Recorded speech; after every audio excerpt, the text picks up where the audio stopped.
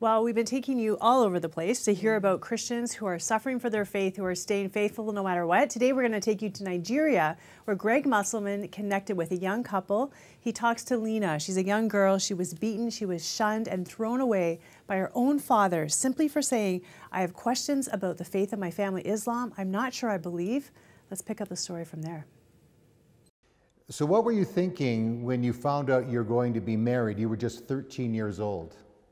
When I found out about that, I was very upset emotionally. I decided to run away. I went to the home of one of my aunts, but she wouldn't let me stay with her because she was afraid of my father, so I had to go back home. Lena would be forced to marry a man who already had a wife, but she would wait for an opportunity to run away again. A year later, an opportunity came and she left for good. And it was in 2016, Lena made a decision to follow Jesus.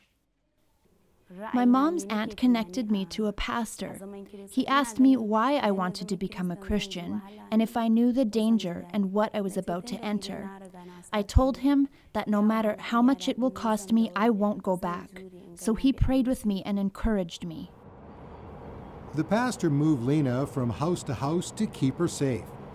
She would eventually be moved out of the area, and after a year in an orphanage, she was brought to this safe house in Nigeria's Middle Belt, which is supported by the Voice of the Martyrs Canada. Before I came here, I could not read or write in Hausa, but now I can. I'm also learning English. But what really excites me is that I'm learning patience with others and about love. So many things about obeying God and how to hear God. I'm being built up in my faith. Lena's passion is to become a pastor and go back to her village someday and preach the message of God's love through his son Jesus to those who don't know him. While she hopes that when she returns, she will be received because of the way her life has been transformed. If not, the Bible teaches that whoever wants to follow Jesus must be ready to be persecuted, to be ready to be hated by so many people. The Bible encourages us to stand firm up to the end of our lives here on earth. Wow. Lena is a hero. She is a hero because she has stood for her faith, even though she knew that she could be killed. She wants to be a preacher. She wants to continue to share the good news of Jesus. What an incredible story. Oh, so inspiring. And that's not all the inspiration that we have. Yeah. We have another story standing by from Nigeria as well. Let's take a look at IBRAHIM's story. IBRAHIM, now in his early 20s, grew up in a large Fulani Muslim home in northern Nigeria. He had 7 siblings. His interest in Christianity came when he was a teenager through a friend who was a secret believer in Jesus. I was staying with him, and anytime I was there or he visited me, he would wake up in the night and read his Bible and pray. He did that every time. IBRAHIM was impressed with his young friend's dedication to his faith. I told him I too wanted to become a Christian, but he was afraid because he thought I was a spy. But I told him, no, I want to become a Christian. So he took me to church, and the pastor led me to Christ. Soon after coming to Christ, the church IBRAHIM attended publicly announced that he had become a Christian. The news traveled to his father, who was angry with his son's decision and threatened his life. So the pastor that brought you to Christ gets you to a safe place.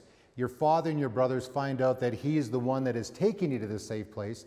They come to his home. They threaten to kill him, burn his house down, unless he takes them to you. Tell me what happened.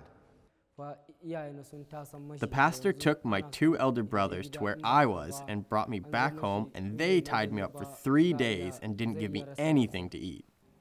IBRAHIM was able to escape again, but it was short-lived. His brothers found him, and this time they chained him up for 3 weeks. They also took me to so many places, including seeing an imam who did an incantation on me. They also brought me to a lady witch doctor, but they said to my brothers they couldn't help in that matter. But the sufferings didn't stop. Another time, your father and your brothers, they caught you, they beat you up very badly, they broke your ribs. Tell me what happened. While they were beating me, there was a woman who came to my rescue by falling on me, so they stopped beating me. I was taken to the hospital. His family tried to force him into a marriage, and each time the girls refused because he told them he was a Christian. When his father knew there was no changing Ibrahim's mind, he told his son he disowned him. His mother even told militants to kill him if they saw him.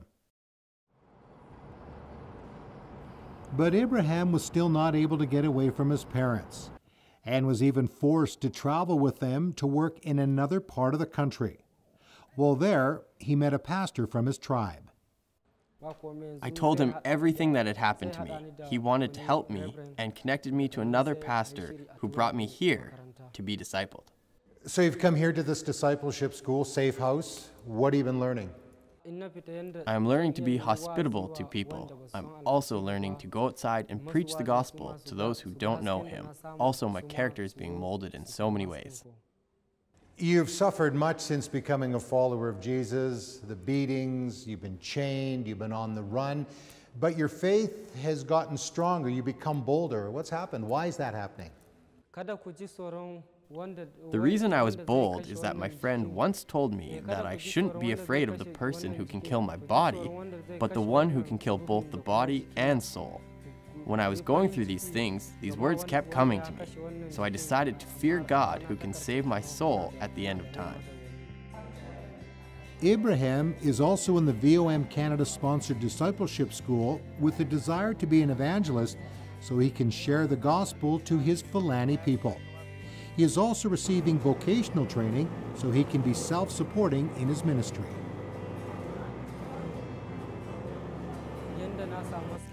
The reason I want to be an evangelist is because my heart goes back to my parents.